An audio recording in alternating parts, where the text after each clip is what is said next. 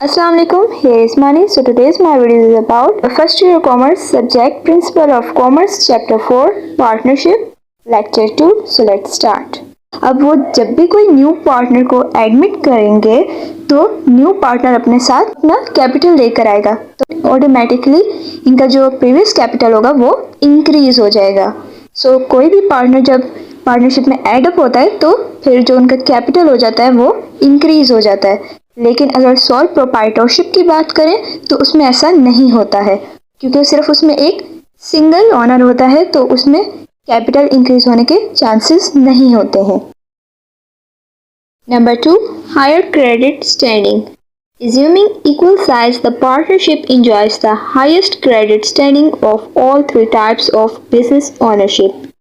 If the assets of the business are insufficient to pay off debts, the personal property of partners can be utilized, and this is the matter of satisfaction for creation. Number 2 पर हमारे पास high credit standing. मसावी size को फर्ज करते हुए शराकत दारी तीनों किस्म के कारोबारी मलकियत पर सबसे ज़्यादा क्रेडिट हासिल करती है.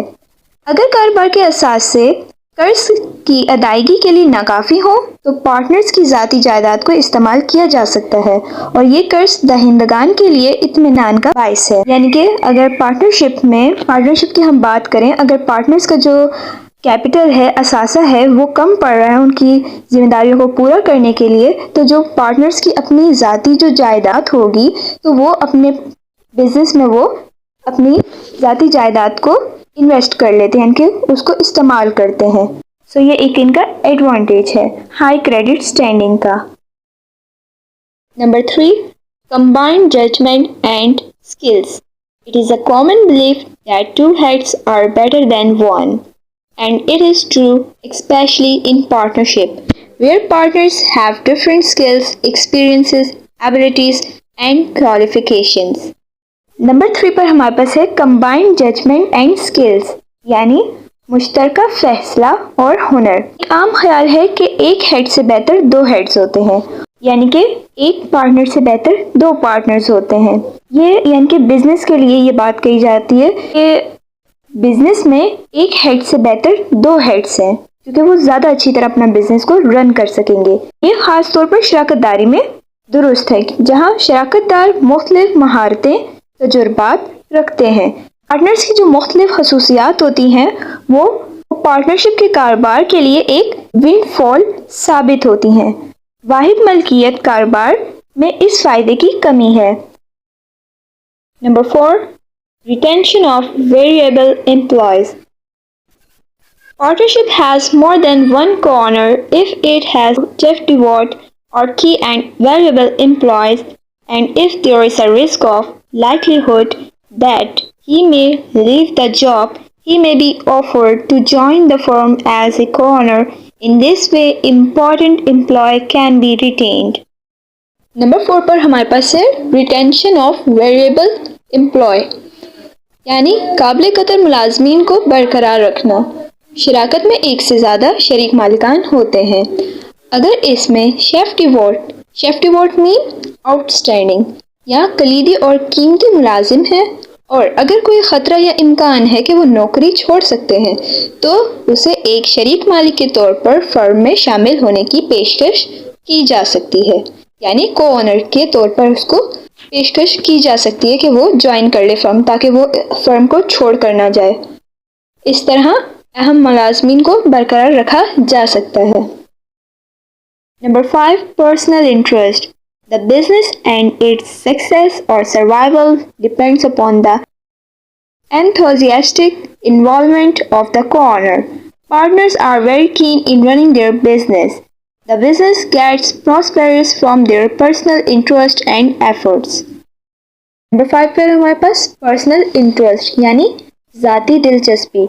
कारोबार और इसकी कामयाबी या बका का इन्हिसार शरीक मालिक की पुरजोश शमूलियत पर है. शराकत दार अपने कारोबार को चलाने में बहुत दिलचस्पी रखते हैं. इनकी ज़ाती दिलचस्पी और कोशिशों से कारोबार खुशहाल होता है. इस किस्म के फ़ायदे से कंपनी लुत्फ़ अंदोज़ नहीं हो सकती.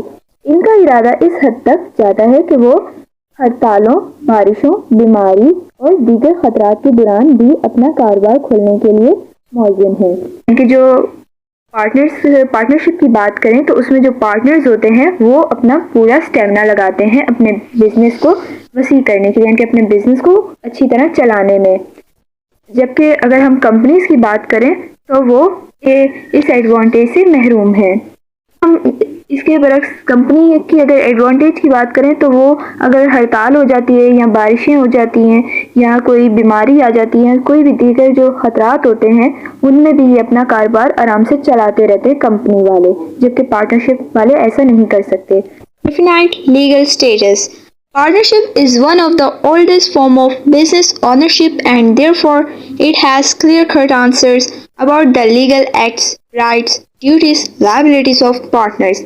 Therefore, partnership problems can be clearly and definitely solved in the light of law. Number 6 پر ہے ہمارے پاس ڈیفینیٹ لیگل اسٹیٹس. شراکت داری کاروباری ملکیت کی قدیم ترین شکلوں میں سے ایک ہے اور اس لیے اس میں شراکت داروں کی قانونی اعمال، حقوق، فرائض، ذمہ داریوں کے بارے میں واضح جوابات ہیں. لہٰذا شراکت کے مسائل کو قانون کی روشنی میں واضح اور یقینی طور پر حل کیے جا سکتے ہیں. لیٹ سپوز پارٹنرشپ، یعنی کہ ایک بزنس جو ہے وہ پارٹنرشپ کے طور پر چل رہا ہے. اگر کوئی بھی پارٹنرز کے بیچ میں کوئی بھی مسئلہ آ جاتا ہے یا ان میں کوئی بھی لڑائی آ جاتی ہے کسی بھی بات پہ، تو وہ آسانی سے قانون کے ذریعے اپنے مسئلے کو سالو کر سکتے ہیں. Number 7 tax saving. Partnership allows for tax saving. Since the profit is divided among partners, the taxable income is reduced, resulting in low income tax. Moreover, income of the partnership is not taxable since it is considered as the income of the partners. So, the tax is imposed only on the income of partners. Number 7 ہے ہمارے پاس tax savings یعنی tax کی بچت. شراکت داری tax کی بچت کی اجازت دیتی ہے، یعنی کہ پارٹنرشپ جو ہے اس کا ایک ایڈوانٹیج ہے ٹیکس سیونگ. کیونکہ منافع شراکت داروں میں تقسیم ہوتا ہے، یعنی کہ جو بھی پروفٹ ہوتا ہے وہ جو ہے پارٹنرز میں ڈیوائیڈ ہو جاتا ہے. اگر پروفٹ ہوتا ہے تب بھی ڈیوائیڈ ہوتا ہے اور اگر لاس ہو جاتا ہے بزنس میں تو وہ بھی اس میں پارٹنرز جو ہیں وہ ایکولی کمپنسیٹ کرتے ہیں. ٹیکس قابل آمدنی کم ہوتی ہے جس کے نتیجہ کم انکم ٹیکس ہوتا ہے. مزید یہ کہ شراکت کی آمدنی قابل ٹیکس نہیں ہے کیونکہ اسے شراکت داروں کی آمدنی سمجھا جاتا ہے. لہٰذا ٹیکس صرف شراکت داروں کی آمدنی پر لگایا جاتا ہے. اس کے برعکس اگر ہم کمپنی کی بات کریں تو کمپنی میں انکم ٹیکس 2 بار لگایا جاتا ہے. پہلے خود کمپنی کی آمدنی کے طور پر اور جب اسے شیئر ہولڈرز میں تقسیم کیا جاتا ہے تو ان پر دوبارہ ان کی ذاتی آمدنی کے طور پر ٹیکس عائد کیا جاتا ہے. یہ بات ذہن میں رکھنی چاہیے کہ ٹیکس کی بچت کا مطلب کبھی بھی ٹیکس سے بچنا نہیں ہے جو کہ بالکل غیر قانونی ہے. پارٹنرشپس میں بات کریں تو پارٹنرشپ میں ٹیکس جو ہے وہ صرف ایک دفعہ لاگو ہوتا ہے، ٹھیک ہے. لیکن اگر ہم کمپنیز کی بات کریں، کمپنی اونرشپ کی بات کریں تو اس میں 2 دفعہ ٹیکس لگتا ہے. پارٹنرشپ میں جو ہوتے ہیں وہ پارٹنرز ہوتے ہیں اور اگر ہم کمپنیز کی بات کریں تو کمپنیز میں شیئر ہولڈرز ہوتے ہیں. Thanks for watching. Kindly subscribe and like my channel. اللہ حافظ. Till next lecture.